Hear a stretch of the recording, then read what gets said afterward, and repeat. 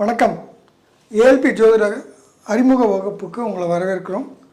ALP ஜோதிட ஆரம்ப பேசிக் நிலை வகுப்புக்கு அங்கே நிறைய பாடங்கள் கற்றுக்கிட்டாலும் ஜோதிட அறிமுகமே இல்லாதவங்களுக்காக ஒரு சின்ன வீடியோ. இதை நீங்கள் இந்த கிளாஸ் வரத்துக்கு முன்னாடியே இந்த வீடியோ பார்த்து இந்த அடிப்படை விஷயங்களை நீங்கள் கொஞ்சம் தரவாக இருந்தீங்கன்னா அங்கே நடத்துகிற பாடங்கள் இன்னும் சுலபமாக இருக்கும். இதே பாடங்கள் திரும்ப நடத்துவாங்க. இருந்தாலும் ஒரு நட்சல்ல நீங்கள் ஒரு 10 தடவை 15 தடவை திரும்ப பார்த்து நீங்கள் இதில் தரவாக இருக்க வேண்டிய விஷயம். இது எப்போவுமே உங்களுக்கு அடிப்படை மாறவே மாறாத கட்டாயமாக தெரிஞ்சிருக்க வேண்டிய ஒரு சில அடிப்படை விஷயங்கள் மட்டும் இன்றைக்கி உங்கள் இந்த வீடியோ மூலிமா உங்களுக்கு ஷேர் பண்ண போகிறோம். இதை ஒரு நோட்ஸாகவும் உங்களுக்கு தனியாக இது கூட இந்த வீடியோ கூட அட்டாச்மெண்ட்டாக உங்களுக்கு தரப்போகிறோம். சரிங்களா? இது ரெண்டையும் பயன்படுத்துங்க. வகுப்பு ஆரம்பிக்கிறதுக்கு முன்னாடி எத்தனை நாள் உங்களுக்கு இருக்குதோ அத்தனை நாளும் இதை தினப்படிக்கு இதை பார்த்துக்கிட்டே வாங்க. ஓகேங்களா? ரைட். இப்போ ஜோதிடத்தினுடைய அடிப்படை அப்படின்னு பார்த்திங்கன்னா, ஒரு ஜாதகம் அப்படின்னு போடுறது பார்த்திங்கன்னா ஒரு நபருக்கான விஷயம் அது. சரிங்களா? இப்போ நான் இருக்கேன் அப்படின்னா என்னுடைய ஜாதக கட்டம் அப்படிங்கிறது தான் போடுவோம். கரெக்டுங்களா? இது அஸ்ட்ரானமின்னு ஒன்று இருக்குது, வானியல் சாஸ்திரம்னு இருக்குது, ஜோதிட சாஸ்திரம். இது ரெண்டும் ஒன்றா தான் இருந்தது. ஆனால் வானியல் சாஸ்திரம் வெறும் கணித முறைகளாக கொண்டு அது மாறி போனதுனால அதுக்கும் இதுக்கும் ஒரு சில முரண்பாடுகள் இருக்கும். ஆனால் ரெண்டும் ஒரே விஷயத்தை தான் புரிய வைக்குது. இதில் ஜோதிடத்தினுடைய அடிப்படை என்னென்னா, நான் பூமியின் மேல் நிற்கிறேன், என்னை சுற்றி 360 டிகிரி கோணத்தில் எந்தெந்த கிரகங்கள் எங்கெங்கே இருக்குது அப்படிங்கிறத மார்க் பண்ணுற விஷயங்கள் பேர்த்து தான் ஜோதிடத்தினுடைய அடிப்படை.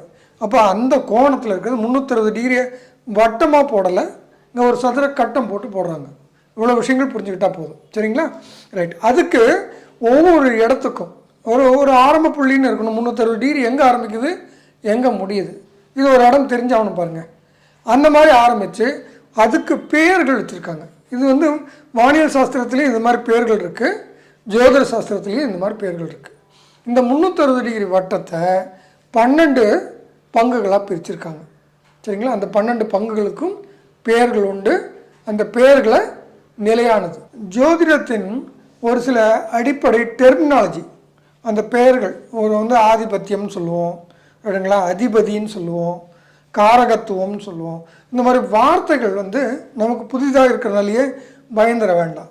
அந்த மாதிரி வார்த்தைகளை அது என்னென்னு நமக்கு பரிச்சயத்துக்கு வந்துருச்சுன்னா, பழக்கத்துக்கு வந்துருச்சுன்னா அது சரியாயிப்படும். ஆனால் அந்த பழக்கத்துக்கு வர்ற வரைக்கும் அந்த வார்த்தைகளை பார்த்தாலே நமக்கு ஒரு இனம் புரியாத பயம். தமிழ் வார்த்தைகள் தான், ஆனால் நமக்கு புரியாததுனாலே குழப்பிடும் ஒரு வாய்ப்பு இருக்குது. சரிங்களா? இங்கே ஜோதிடத்தில் ஒரு சிலதெல்லாம் நிலையானது, ஒரு சிலதெல்லாம் மாற்றத்துக்கு உட்பட்டது. அப்போ இந்த 2 விஷயங்களை நம்ம பார்க்கணும். சரிங்களா? இப்போது ஒரு கிரகம் இருக்குது, அதுக்கு பேர் செவ்வாய் அப்படின்னு சொன்னால் அந்த பேர் நிலையானது பாருங்கள். ஆனால் ஒரு செவ்வாய் தான் இருக்க முடியும். சரிங்களா? ரைட். அப்போ மாறுதலுக்கு உட்பட்டது எங்கே இருக்கும், மாறுதல் உட்படாத விஷயங்கள் என்னென்ன அப்படிங்கிறதெல்லாம் இன்றைக்கி வகுப்பில் பார்க்க போகிறோம். சரிங்களா? ரைட். முதல்ல நம்ம பார்க்க போகிறது அந்த கட்டம். இதுக்கு பேர் ராசி கட்டம் அப்படின்னு சொல்லுவாங்க பொதுவாக. சரிங்களா? இப்படி ஒரு கட்டம் போட்டுக்கோங்க. இப்போ நான் என்ன செய்கிறேனோ அதை நீங்களும் செய்யுங்க. சரிங்களா? ராசி கட்டம் போடுறதுக்கும் முறை இருக்குது. முறையாக அதை ஒரு சதுரமாகவே போட்டு பழகுங்க. இது கொஞ்சம் ப்ராக்டிஸ் பண்ணிங்கன்னா ரெகுலர் பேசிஸில் செய்யும்போது அந்த கட்டம் போடுறது ஒழுங்காக வரும். இது எங்கேருந்து ஆரம்பிக்கிறது, இந்த 0 டிகிரி எங்கேருந்து ஆரம்பிக்குதுன்னா இந்த இடத்துல 0 டிகிரின்னு ஆரம்பிக்கிறது வழக்கம். சரிங்களா? இந்த முதல் கட்டம் இருக்கு இல்லையா, இந்த கட்டத்துக்கு பேர் மேஷம். இதை பேர் பாருங்கள். இதனால இந்த மேஷம் அப்படிங்கிற பேரை நீங்கள் மனப்பாடம் பண்ணி தான் ஆகணும். இது நீங்கள் சொன்னாலும் மேஷம் தான், நான் சொன்னாலும் மேஷம் தான். அது இங்கிலீஷில் வேறு ஏதாவது பேர் வச்சுட்டு வேறு ஏதாவது பேர் சொல்லுவாங்க. இவ்வளோதான் வித்தியாசம் இருக்கே தவிர அது மேஷன்னா இந்த கட்டம் மேஷம் தான். சரிங்களா? ரைட். இப்போது இந்த மாதிரி நிலையான விஷயங்களை கட்டத்துக்கு வெளியில் எழுதி உங்களுக்கு காட்டுறேன். சரிங்களா? நிலை மாறக்கூடிய விஷயங்களை கட்டத்துக்கு உள்ள இதுதான் கட்டம். இது இல்லைங்க, இது ராசி அப்படிங்கிறது மட்டும் எழுதுவோம், அல்லது ஏஎல்பி அப்படின்றது எழுதுவோம். சரிங்களா? ரைட். இவ்வளோ தான் எழுதுவோம். இதுக்குள்ளார எதுவும் மாற்ற போகிறதில்ல. இந்த 12 கட்டங்கள் மட்டும் நிலை மாறக்கூடிய விஷயங்கள் இங்கெல்லாம் நிகழும். அதோடைய பெயர் இப்போ இது வீடுன்னு சொல்லுவாங்க. மேஷம் அப்படிங்கிறத ஒரு வீடு, ரிஷபம் அப்படிங்கிறது வீடு. இப்போ அடுத்த வீடு பார்த்திங்கன்னா ரிஷபம். சரிங்களா? இது இன்னொரு வீடு. இந்த வீட்டுக்கு பேர் மிதுனம். சரிங்களா? இந்த வீட்டுக்கு பேர் கடகம், சிம்மம், கன்னி, துலாம், விருச்சிகம், தனுசு, மகரம், கும்பம், மீனம். இப்போ 360 டிகிரி சொன்னேன். சரிங்களா? இந்த 360 முதல் 30 டிகிரி இது வந்து மேஷம். 30லேருந்து 60 டிகிரி வரைக்கும் இருக்கிறது ரிஷபம். 90 டிகிரி வரைக்கும் இருக்கிறது மிதுனம். 120 டிகிரி வரைக்கும் இருக்கிறது கடகம். இந்த மாதிரி ஒவ்வொரு 30 டிகிரியாக பிரித்து இது ஒரு இமேஜினரி லைன். நமக்கு வந்து தீர்க்க ரேகை அக்ஷரேகைன்னு நம்ம படிச்சிருப்போம். பூமியை வந்து பகுத்து காட்டுறதுக்காக. அப்படி ஒரு ரேகை உண்மையிலே இருக்கான்னா அப்படி ஒரு ரேகை ஒன்றும் இல்லை. ஆனால் ஒரு கற்பனையை அந்த மாதிரி ஒரு பகுத்து வச்சுருந்து இந்த இடத்துல தான் சென்னை இருக்குது, இந்த இடத்துல தான் டெல்லி இருக்குது, இந்த இடத்துல தான் லண்டன் இருக்குன்றத மார்க் பண்ணுறதுக்கு வசதிக்காக ஒரு கற்பனையாக ஒரு கோடு போட்டு மார்க் பண்ணுவோம். கரெக்டாக? அந்த மாதிரி இந்த கட்டுன்றது ஒரு கற்பனை. ஆனால் இந்த மேஷம் அப்படின்றது அந்த இடத்துக்கு அந்த இந்த கோணத்துக்குள்ளார இருக்கிற விஷயங்கள் எல்லாமே மேஷம் அப்படின்னு சொல்கிறோம். இந்த கோணத்தில் இருக்கிறதெல்லாம் ரிஷபம், இந்த கோணத்தில் இருக்கிறதெல்லாம் மிதுனம், இந்த கோணத்தில் இருக்கிறதெல்லாம் கடகம் அப்படின்னு என்னை சுற்றி இருக்கிற 360 டிகிரியும் இந்த மாதிரி 12 ராசிகளாக ஒரு கற்பனையாக நான் பிரித்து வச்சுருக்கேன், பகுத்து வச்சுருக்கேன் அப்படின்னு புரிஞ்சுக்கலாம். சரிங்களா? ரைட். அதுக்கு பேர்கள் வந்து ஃபிக்ஸ்டு. இதை வந்து மாற்றக்கூட முடியாது. இது நிலையானது. இப்போ நான் திரும்ப சொல்கிறேன். மேஷம், ரிஷபம், மிதுனம், கடகம், சிம்மம், கன்னி, துலாம், விருச்சிகம், தனுசு, மகரம், கும்பம், மீனம். மேஷ, ரிஷபம், மிதுனம், கடகம், சிம்மம், கன்னி, துலாம், விருச்சிகம், தனுசு, மகரம், கும்பம், மீனம். அது கடகடன்னு ஒரு நாள் ஃபுல்லாக இதையே ப்ராக்டிஸ் பண்ணுங்களேன். இதென்னா ஒரு 10 நிமிஷத்தில் மனப்பாடம் பண்ணிடலாம். ஆனால் அது கோர்வையாக லைனாக மேஷத்துலேருந்து ஆரம்பித்தா மீனம் வரைக்கும் லைனாக சொல்ல தெரியணும். ரைட்? இப்போ இதெல்லாம் வீடுனுடைய பேர். 12 வீடுகள் இருக்குது. 12 ராசிகள்னு சொல்லுவோம், 12 வீடுகள்னு சொல்லலாம். சரியா? இந்த 12 வீடு அல்லது ராசினுடைய பெயர்கள் பார்த்தோம். சரிங்களா? ஒரு வீடுன்னா அதுக்கு ஒரு ஓனர் பாரா. அப்போ இந்த மேஷ வீட்டுக்கு ஓனர் யார்? அது தமிழில் சொன்னோன்னா என்ன சொல்லுவாங்க? இந்த வீட்டு அதிபதி அப்படிங்கிற வார்த்தையை உபயோகப்படுத்துவோம். மேஷத்தின் அதிபதி. சரிங்களா? மேஷத்துக்கு அதிபதி யார் அப்படின்னா செவ்வாய்னு வரும். இது வந்து ஃபிக்ஸ்டு, அதனால தான் வெளியில் போடுறேன். சரிங்களா? இதை என்ன பண்ணுவோம்? செவ்வாய். செவ்வாயின்ற கிரகம் மேஷத்துக்கான அதிபதி. இப்போ ஒரு வீட்டுக்கு முன்னாடி ஒரு வீட்டுக்கு ஒரு பேர் வச்சுருப்போம். அந்த வீட்டுக்கு ஓனர் யாருன்னு ஒரு நேம் போர்டு போட்டிருக்கோம் இல்லையா? அந்த மாதிரி இது ரெண்டும் நேம் போர்டு. இப்போ ஒவ்வொரு வீட்டுக்கு மேலேயும் இந்த மாதிரி நேம் போர்டு மாட்டியிருக்கேன். சரிங்களா? இப்படி புரிஞ்சுக்கிட்டிங்கன்னா இதை கரெக்டாக புரிஞ்சுக்கலாம். சரிங்களா?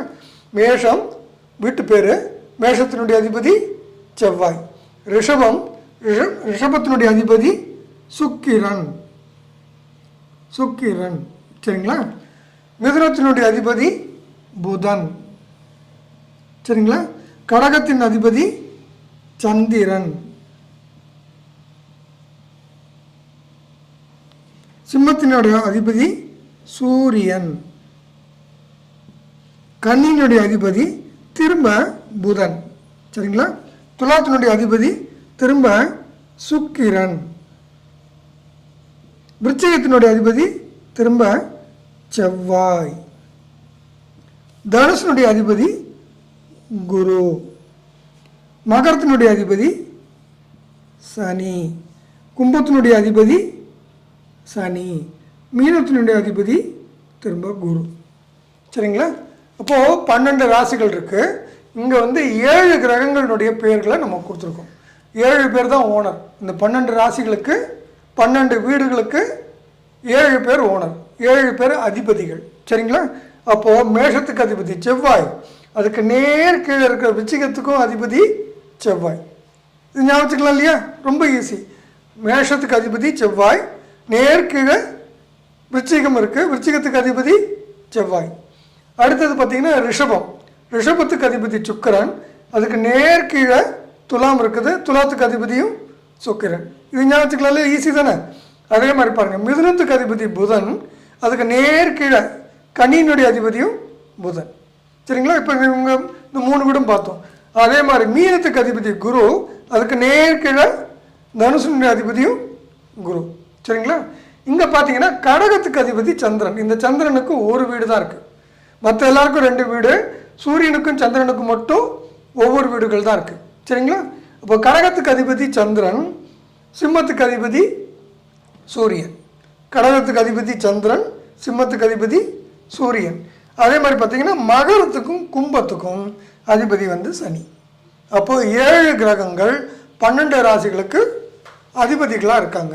இது ஃபிக்ஸ்டு, இது மாறக்கூடியது இல்லை, நிலையானது. இந்த வீட்டுக்கு பேர் இது தான், அதுக்கு ஓனர் இவர் தான். சரிங்களா?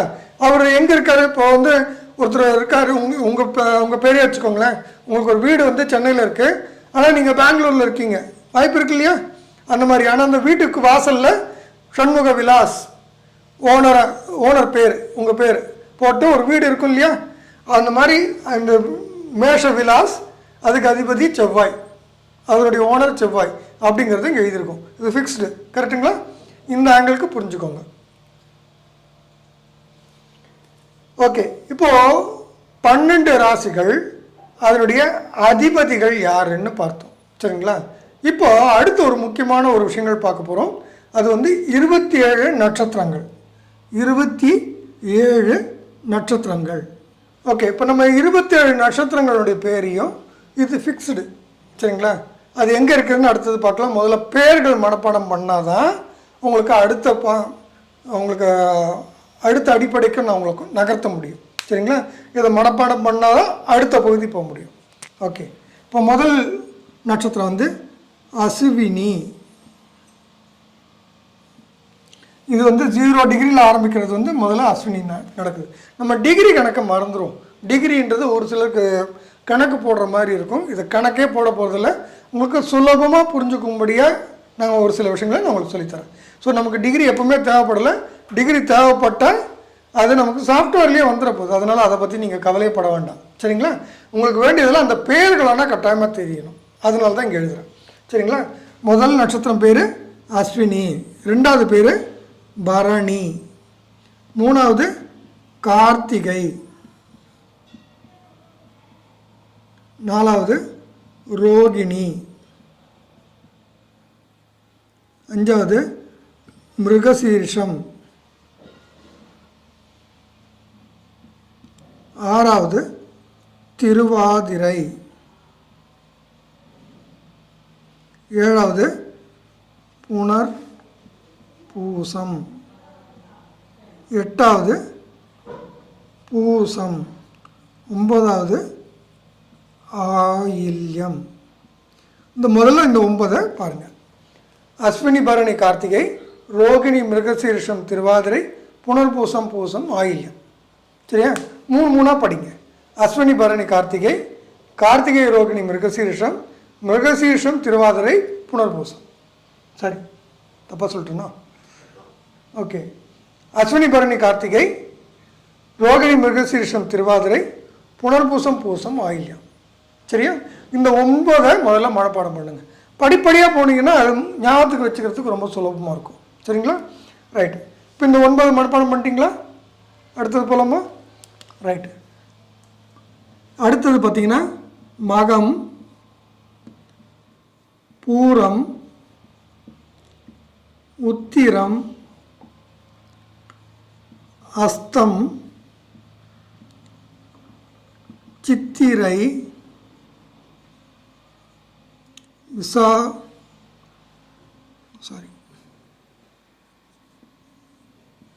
சுவாதி, விசாகம், அனுஷம்,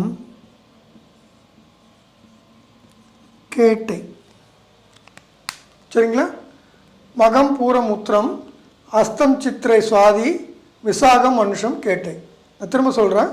மகம் பூரம் உத்திரம் அஸ்தம் சித்திரை சுவாதி விசாகம் அனுஷம் கேட்டை. இப்போ முதல்ல இருந்து சொல்கிறேன்.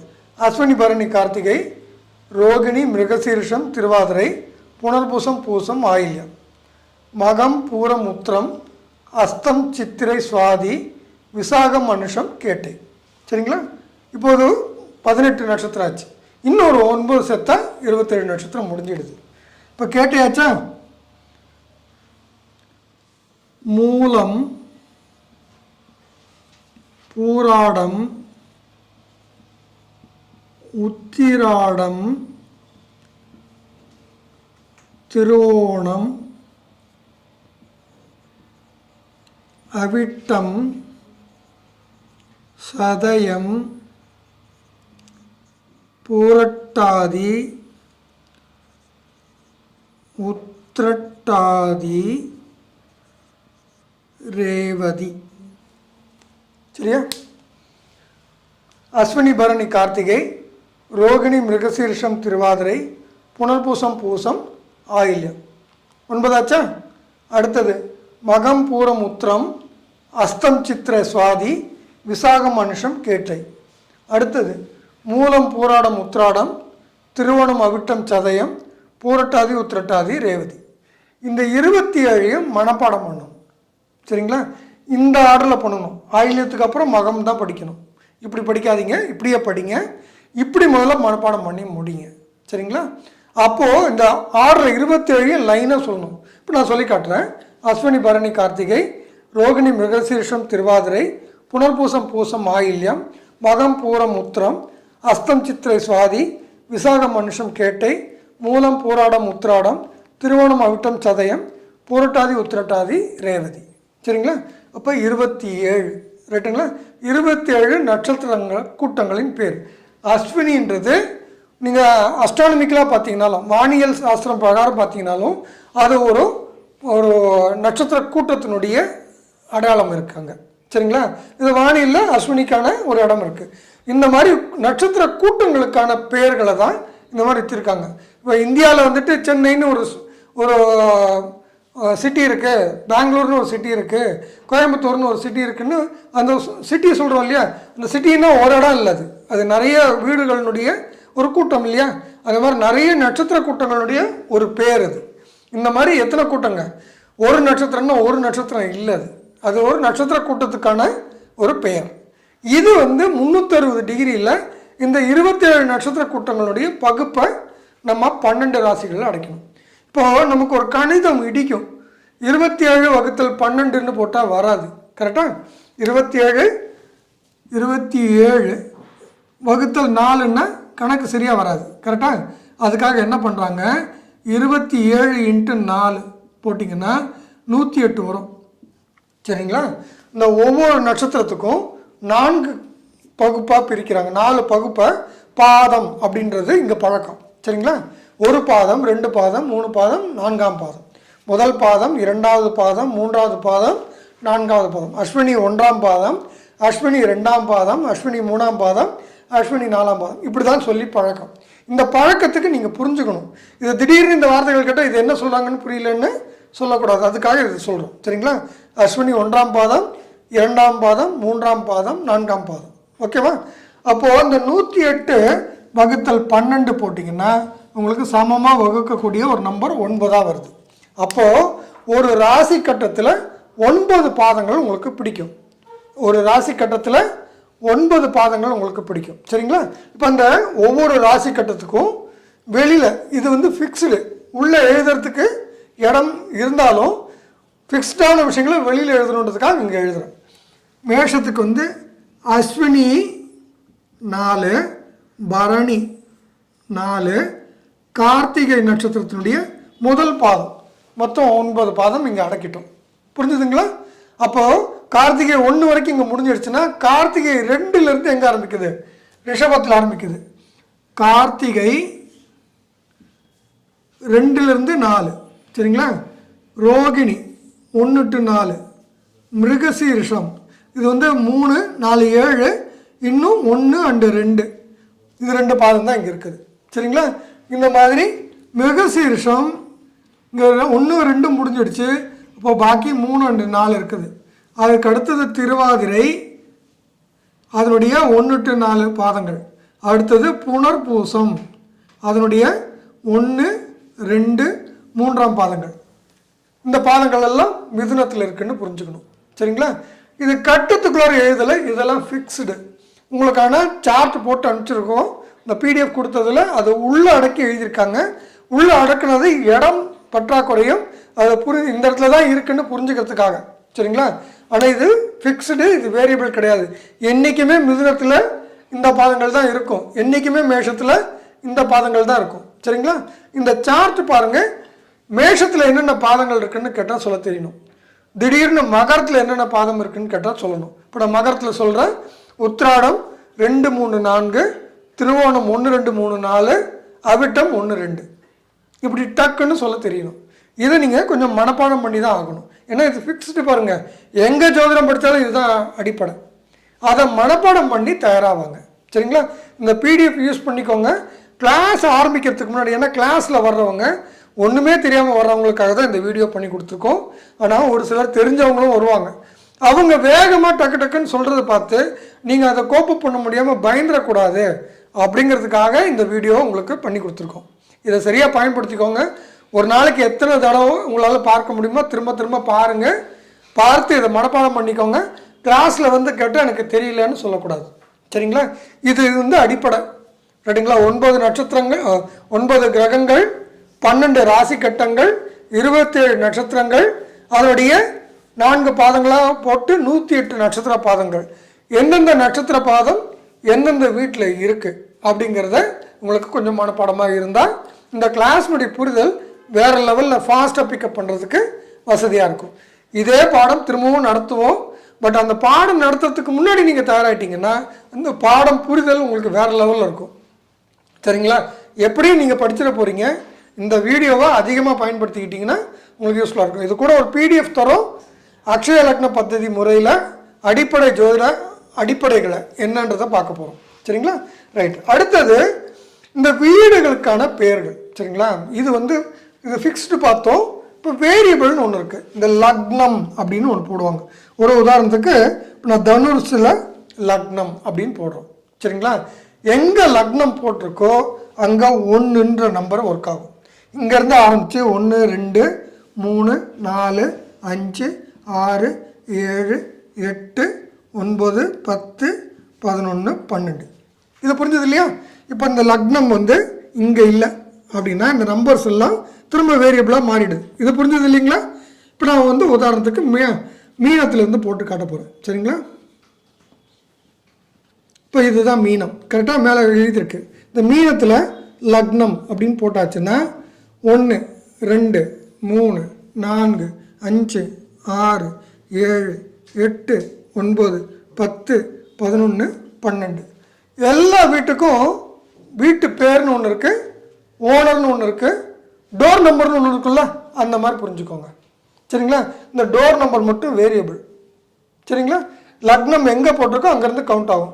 தெருமுனை இங்கேருந்து ஆரம்பிக்கும், தெருமுனை அங்கேருந்து ஆரம்பிக்கும். அங்கேருந்து என்னென்னா 1, 2, 3ன்னு வரும். இங்கேருந்து போட்டால் இங்கேருந்து 1, 2, 3 போகும் இல்லையா? அந்த மாதிரி மாறக்கூடிய விஷயங்களாக இருக்கும் இது. சரிங்களா? இப்போ லக்னம் அடிப்படையாக எங்கே லக்னம் போட்டிருக்கோ அது 1. சரிங்களா? இந்த 1ன்றதுக்கு ஒரு சில கேரக்டர்ஸ் இருக்குது. இதை கிளாஸில் பார்ப்பீங்க. சரிங்களா? இந்த வேறுபாடை நீங்கள் கவனிச்சுக்கணும். சரிங்களா? அப்போ இது வேரியபிள், வெளியில் எழுதுனதெல்லாம் ஃபிக்ஸ்டு. அப்போ ஒரு சார்ட் போட்டு எது ஃபிக்ஸ்டோ அதெல்லாம் அந்த கட்டத்துக்கு வெளியிலையும், எதெல்லாம் வேரியபிளோ அதெல்லாம் உள்ளேயும். இப்போ நீங்கள் பண்ண வேண்டியதெல்லாம் உள்ளே வரக்கூடிய வேரியபிள்ஸை நீங்கள் கிளாஸில் வந்து கற்றுக்கலாம், கவலைப்பட வேண்டாம். ஆனால் வெளியில் இருக்கிற அந்த ஃபிக்ஸ்டு ஐட்டம்ஸை நீங்கள் தரவாயிட்டு வந்தீங்கன்னா இந்த கிளாஸ் ரொம்ப யூஸ்ஃபுல்லாக இருக்கும். இந்த 12 கட்டத்துக்குள்ளார தான் உங்களுடைய 9 கிரகங்களும் இருக்க போகுது. சரிங்களா? அது 5வது வீட்டில் இருக்குது. இப்போ குரு இங்கே எழுதுறான் அப்படின்னு வச்சுக்கோங்களேன். குரு 5ல் இருக்கிறார் அப்படின்னு சொல்லணும். குரு 5ஆம் வீடான கடகத்தில் இருக்கிறார், சந்திரன் வீட்டில் குரு இருக்கிறார். இந்த மாதிரி கற்றுக்க வேண்டியிருக்கும். சரிங்களா? இந்த வீடு யாருது? சந்திரன்து. கடகம்னு அந்த வீட்டுக்கு பேர். அதில் குரு இருக்கார். சரிங்களா? இது சிம்ம வீட்டில் சூரியனோட வீடு. இது 6வது வீடாக இருக்குதுன்னு சொல்கிறோம்.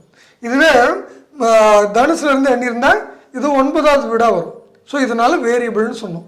இது புரிஞ்சது இல்லையா? இவ்வளோ புரிஞ்சுக்கிட்டா போதும் இப்போதைக்கு. சரிங்களா? மீதியெல்லாம் கிளாஸில் கற்றுக்கலாம். ரொம்ப சுலபமாக கற்றுக்கிற விஷயம். இந்த வீடியோ மட்டும் எத்தனை தடவை பார்க்க முடியுமோ பாருங்கள். உங்களுக்கு ரொம்ப பயனுள்ளதாக இருக்கும். நன்றி.